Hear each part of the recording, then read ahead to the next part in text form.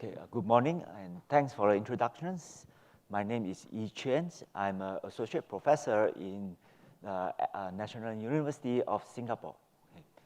So there are a lot of activities on blockchain and fintech in our universities. So recently, we have established a center, NUS Fintech Lab, and I'm also one of the members of the advisory board.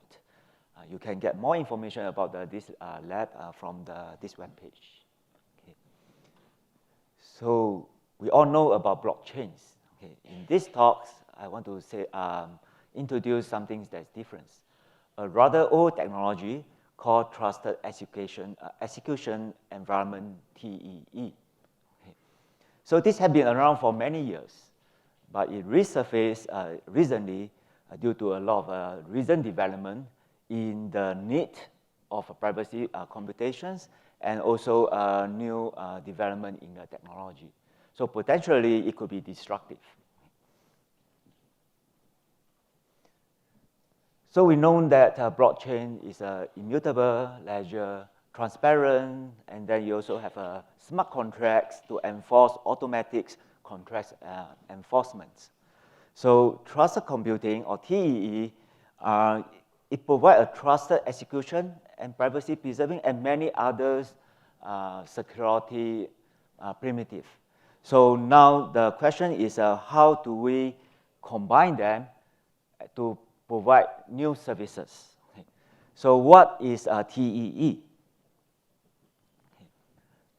So it is hardware and software solution so as to provide trusted execution environments. So what do we mean by that? You have to achieve three things. So we know that processors handle many processes, right? They are multitasking, and then many processes is running concurrently. Okay. And the one component in the TEE is that you have to make sure that there is an execution integrity. That means that one process will not able to affect the other one. Okay? So you also require another component, which is the secure storage. So the data, after leave the processors, has to remain encrypted at rest in the storage. Okay. So the third one is called remote attestations. So even if we have execution integrity and the secure storage, we still need to know, be assured that the process that is running there, the program that's executing there, is what we want. Okay. So what do I mean by that? Let me give more detail about this. Okay. So suppose I have a program. I have a program P. I have some data X. Okay. So the so-called enclave, the TEE, execute this data using program P on X and produce an output.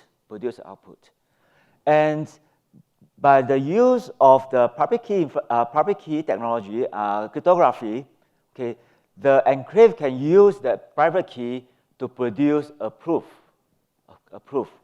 And then I can, or any verifier, we can verify that the output indeed is computed correctly.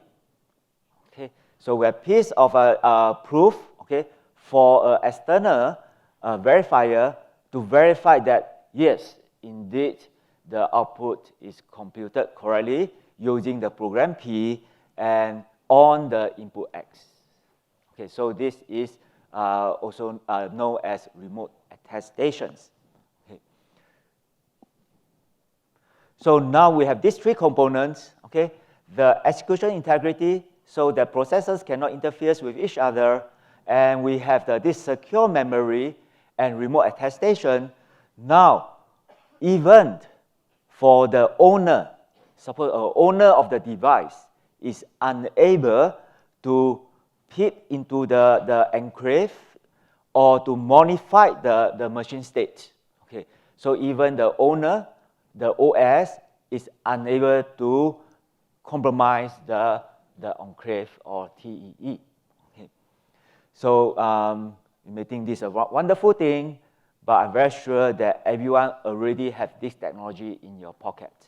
Okay, so this is something known as a smart card. I believe many of us carry smart card in maybe 2 or 3 in your pocket. Okay, and also the arm trust zone in the mobile phone. Okay, mobile phone. And also, if you purchase your laptops in the recent 2-3 years, very likely you have Intel SGX on it. Okay, so this is not something that is not accessible. In fact, it is right now everywhere. Okay.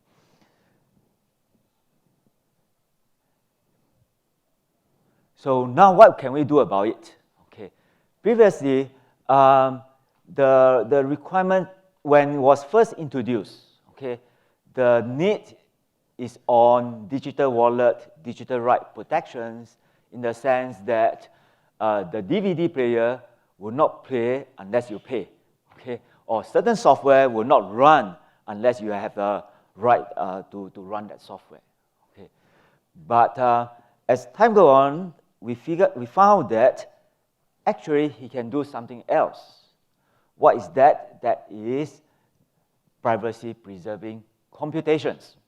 Okay. What do I mean by privacy-preserving computations? Okay. We have heard about this AI is very good. People share data so that we can have better performance, better decision making. Okay. So what is that? So suppose you consider situations that I have a company A and company B. Company A has some data, and company B has some data. I put it DB. Okay. They want to jointly compute, did some data analytics to get some information about the data. Okay. They would like to share, they would like to collaborate, but when I ask people to share, they will say, oh no, okay, there's something about privacy. Okay. So everyone say that, oh, it's nice to share. Okay, you hear this everywhere. Okay, but then you ask people to share, then they will take one step backward and say, oh, I have to protect my customer privacy. Okay. So now the question is whether we have a mechanism for them to put their data together, okay, get the analytic result, and yet reveal nothing about their own data. Okay, so this is what we call privacy-preserving computations. Okay, and do we have a way to achieve that? Yes. Okay, for many years of research, okay, in cryptography, we know that there are a way to achieve that using something called secure multi-party computations. Okay, introduced by Andrew Yao many years ago, using techniques like Garber circuits and obvious transfer. Okay. Yesterday, we also heard about techniques of zero-knowledge proof. Okay, it's not that zero-knowledge proof is not only can achieve the confidentiality, prevent the leakage of the data, it can also ensure that the data is computed correctly. Okay. So all these cryptographic mechanisms, okay, although they can achieve it, they come at the cost of computation cost. The overhead is very, very, very high, very, very high. Okay. Now, with cluster computing, amazingly, we found that it can be, in some sense, trivially achieve all the privacy-preserving computations. So what do I mean by that? Okay, so we have 2 machines. Okay, company A hold one machine, company B hold another machine. Okay, and the company A, using remote attestation, okay, set up an enclave in company B workstation. Okay. Company B, using remote attestation, set up an enclave in company A workstations. Okay. So both of them input their data to the enclave. Okay. The company A put in the data, company B put in data, and then within the enclave, they carry out the communication through SSL and so on, and they compute the result and output the result to the A and B. Okay. But the property just now I mentioned, okay, the trusted computing, they have execution integrity, secure memory, and remote attestations. Now, even company A, although he holds the machine, he's unable to peek into the computations. He will not able to get any information of DB. And likewise, B is unable to get any information of DA, and they cannot compromise or modify the result. Okay. So this, in some sense, solves the privacy-preserving computations. Okay. I found this rather amazing is that this is like an engineer trying to solve a problem faced by the mathematicians. Because privacy-preserving computation, if no cryptography, is really, really a very hard problem. Okay? It's only through many years of research, secure multi-party computation, homomorphic encryption, and so on, then we can achieve that. But now, if using engineer, using hardware solution, we can actually also achieve the similar effort. Okay. But there's some caveat. Okay, the engineers solve the problem, but they also face other problems. Okay, so what is the caveat? Over here, because we rely on the hardware protections, so the root of trust. Okay, now the hardware manufacturer become the root of trust. We have to trust the manufacturer who manufacture and design this hardware. The second one, okay, the design of this TEs is quite complicated. It involves hardware and software, and the code is an anomalous code. So we know that if the design becomes complicated and large, we cannot be sure that they are implemented correctly. Okay, in fact, that is true for the current implementation and platform. Okay, over the year, on and off, researchers discover implementation flaw. And there are something also known as a side channel leakage. Side channel information leakage usually referring to the power timing. And over here, you also include things like the cache. Okay, so the observer can observe, a processor can observe the cache hit. So from there, this form of a side channel, is able to derive some information. So the implementation is not perfect yet. So on and off, there are implementation flaws that leak information. Okay. The third one is that it's not easily accessible. Okay.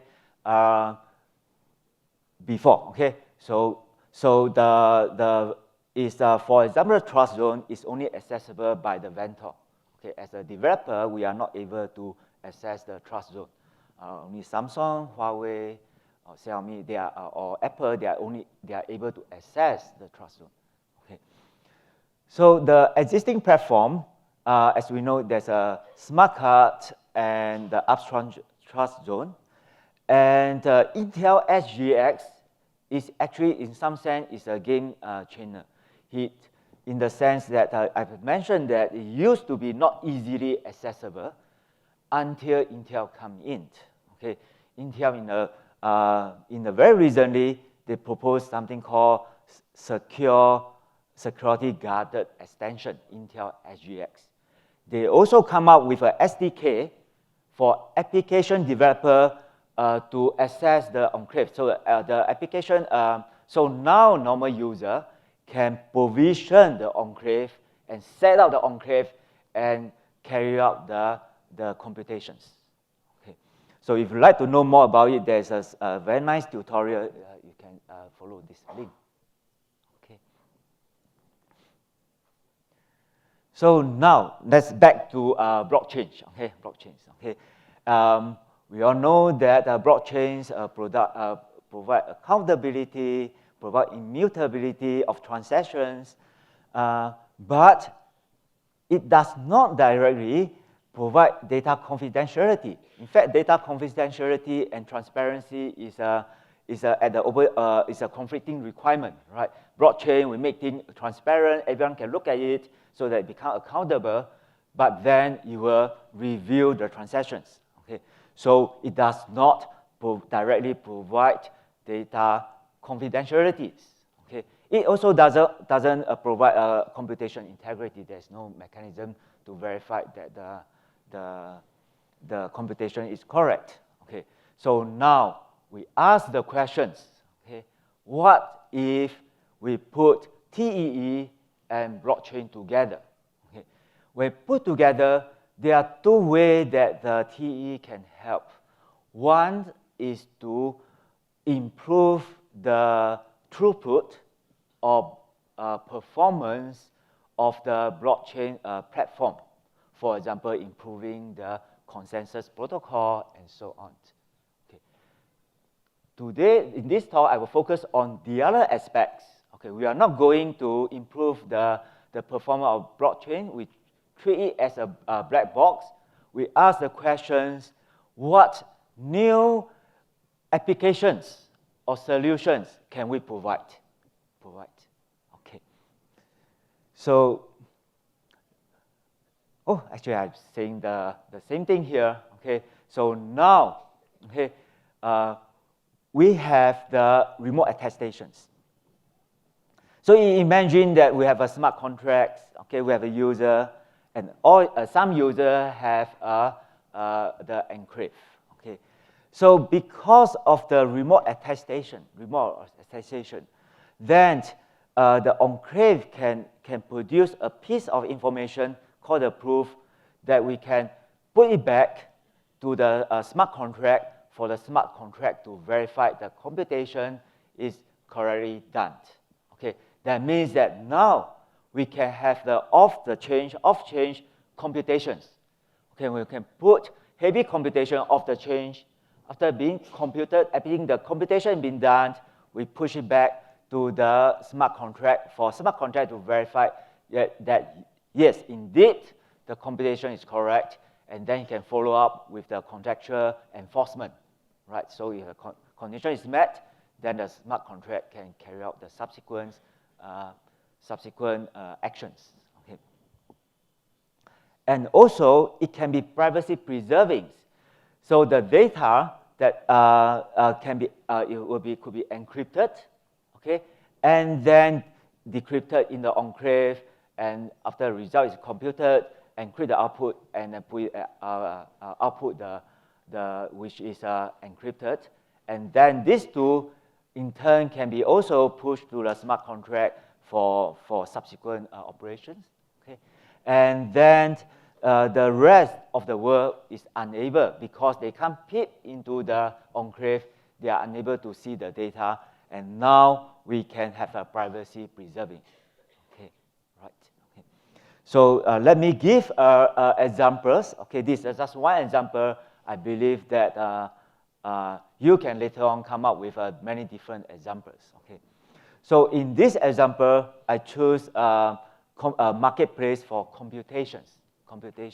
So what is this? Okay, we have seen many emerged marketplace for shared services like the ride-sharing sharing platform like Uber. In Singapore, we call Grab. I just aware that we have something called Ola or something over here, right? So we have Uber, Ola. Okay. So over here we have the rider who request for the services, and we have the drivers, okay, that provide the services. The platform match the request and the provider. Okay, and we also see a lot of the Airbnb. Okay, so we have a traveler who requests for the rooms, and we have the hotel apartment that provide the services. They have the rooms. So the platform, the marketplace is a marketplace for this, the requester and the traveler and the room to find a match. Okay. Now, we were, as an IT professional, right, then we will immediately come up with this question of what if we have a marketplace for computations? We have marketplace for computations, right? So we have a lot of compute jobs. We put it in the marketplace, and then there are workers who are server maybe a data center or maybe even a home user, they have server, they will take the job, compute it, and then they get paid. Okay.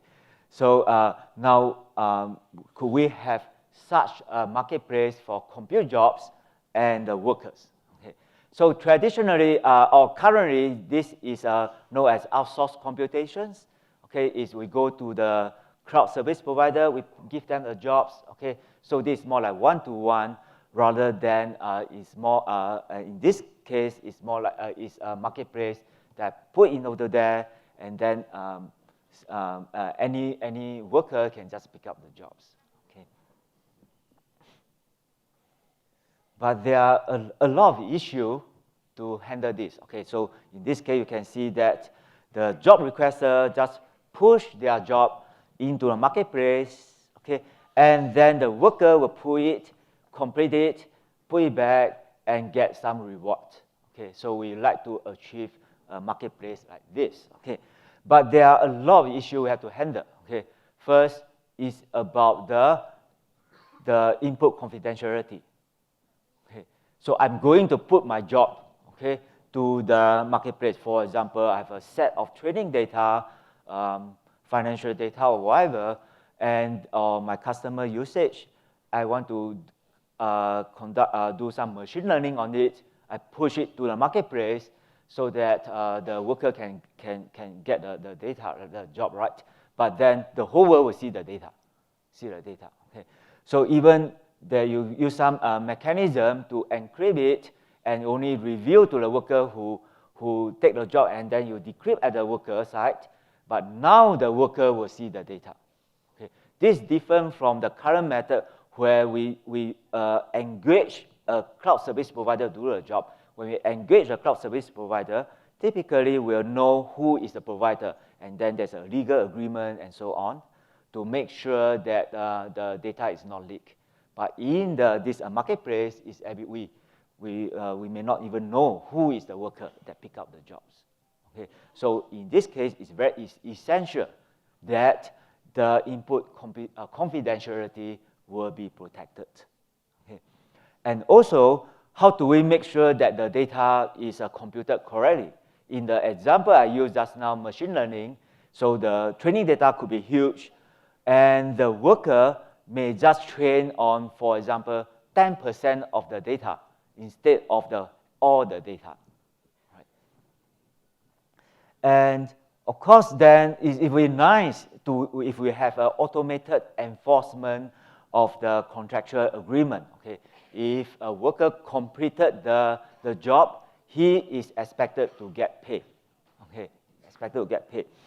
And now there's a fourth one, is that do we have a mechanism to ensure fairness? Okay, in the pricing. Okay, for example, a worker, after he pick a job, he run it. He thought that this job can be done in 1 hour, but he ran it for 5 hours and 6 hours, and then he get fed up and he stopped the process, and he didn't get paid.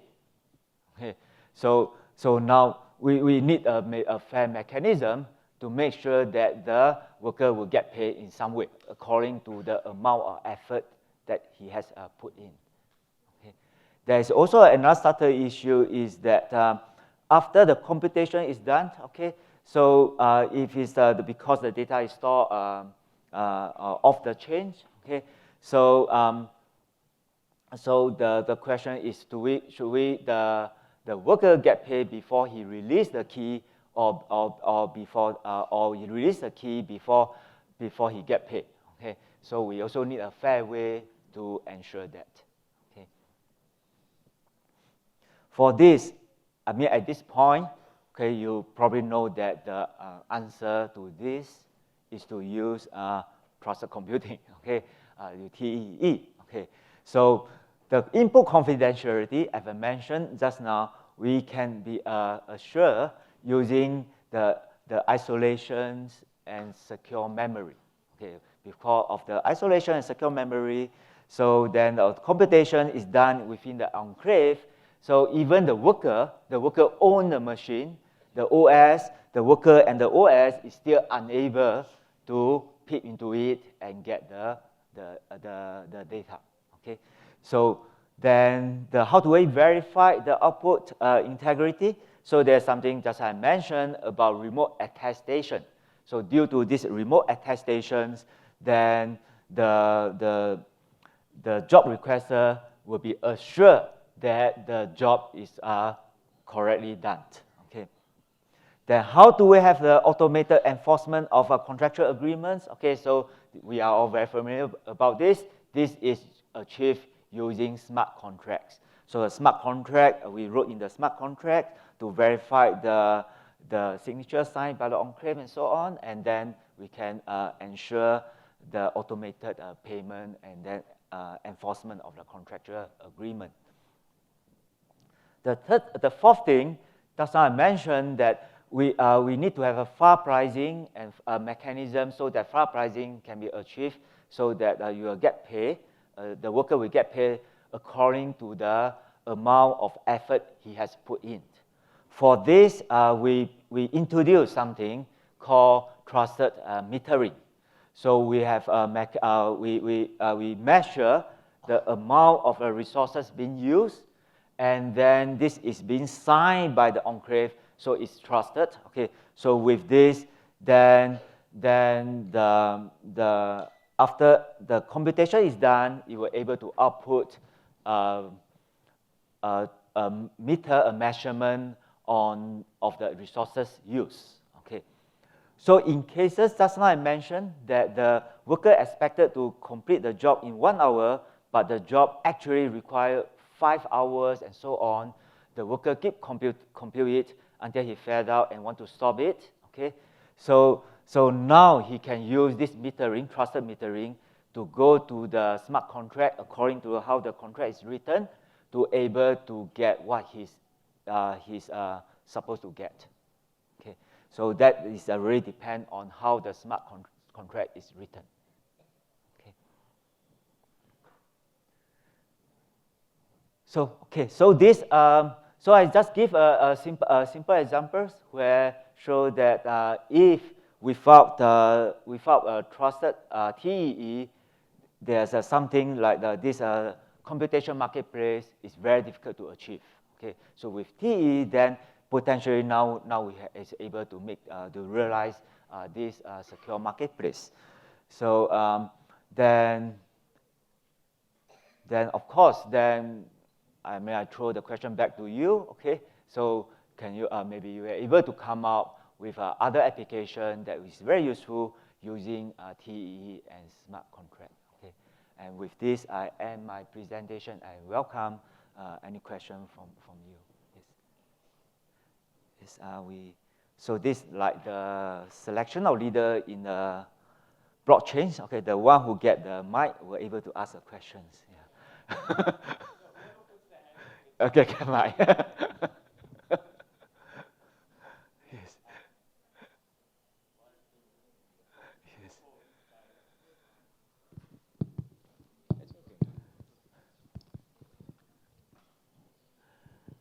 Hi. Yes. I just had a question regarding the computational abilities available in the trusted execution environments right now. So if you have an Intel processor, right, what percentage of that, or is the trusted execution environment guaranteed on the complete computational abilities of the processor, or is it for a fraction of it? Yes. So in terms of functionality, it's a complete, same as the non-usual computations. The CPU will run at the same speed. So in some sense, the clock speed is the same. Okay. But what is different is that for data that go to the memory, you have to be encrypted and go to the memory. Okay. So this can be done very fast. The encryption is done using AES. And there's also another limitation is the trusted memory is small, so about a few hundred megabytes. But of course, this you can do using virtual paging to achieve that. Okay, so in certain sense, the overhead is really minimum.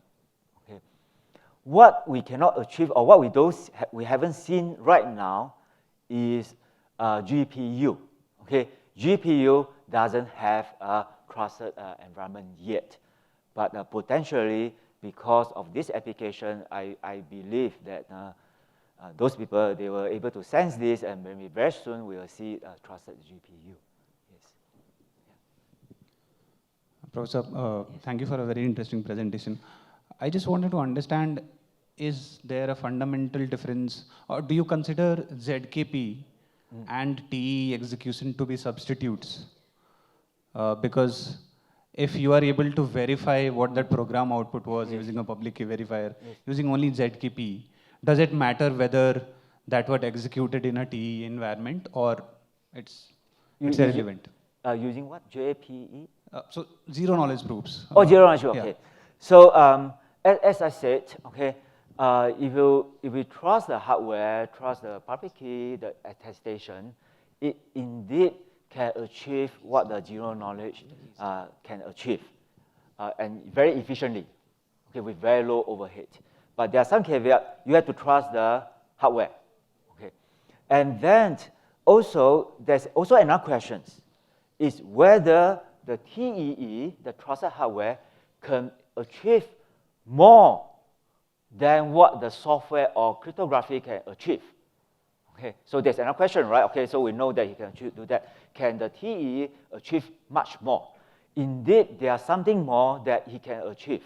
For example, just as I mentioned, the trusted metering, which is very difficult, which is not possible.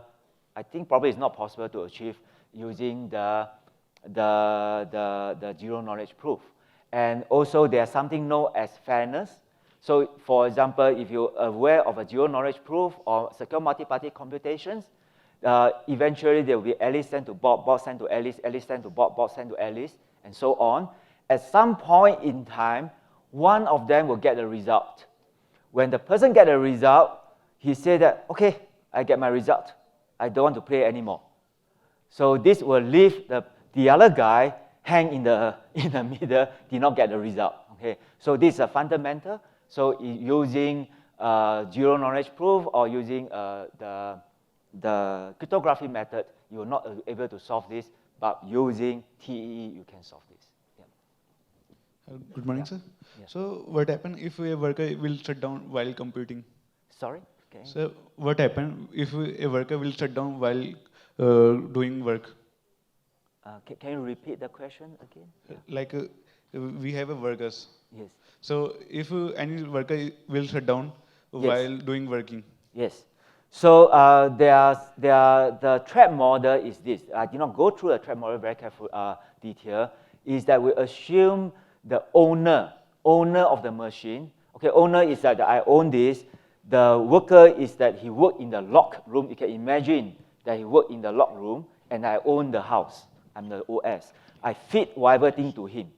So as owner of the room, I can shut him down. Okay, I can feed him the wrong things. Okay, I can refuse to relay the message from this worker to the other worker.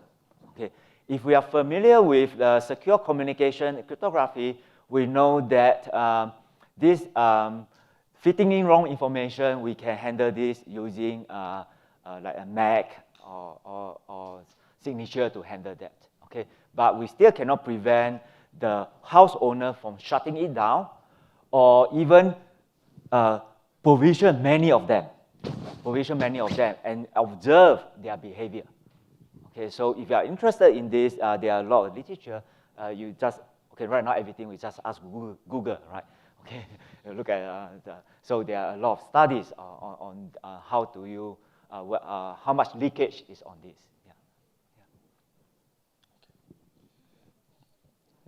Thank you so much, sir, for a wonderful presentation. Does trusted execution environments follow TLS 1.3 transport layer security 1.3 protocol standards? Okay, so this when we have a trusted environment, of course, it's up to us to program it and get the library. Okay, so current SDK, I believe it has some form of written library for us. But of course, this one is up to us to, we can improve, enrich the tools, okay, in this SDK, yes.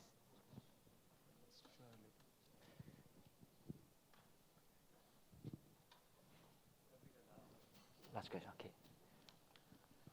So this last block, okay. Sir, my name is Parthipan. I have one question regarding that Intel SGX. I have read their paper as well. What I see, we are very dependent on the hardware what they are providing, even the SDK. For example, one of my worker is working on the older version of SDK. What will happen? The same thing if they are not providing the frequent updates. If my network is running with the older versions all the time. Then we will be heavily depending on Intel. For me, it looks like a centralized system again. So as I mentioned, the root of trust is the manufacturers. Okay, so we have to trust that. Okay, so I have spoke to many people, some people. So they, some of them will say that, oh no, definitely they are working on very sensitive. For example, financial information, or maybe is related to national security. So then trusted computing is not the solutions. Okay, but there are also another camps is that after all we are exposing all the data to everyone. So this indeed give another layer of protections.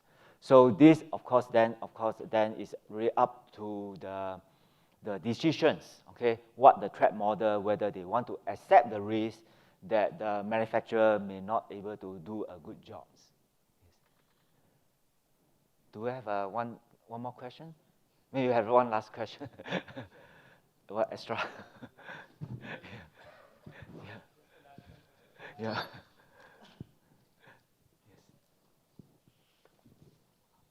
Okay, so I just want to make a comment to the guy who asked about the zero knowledge proof and TEE, right? Yeah. So actually, we have so I'll be talking about this part, that the TEE and zero knowledge proof.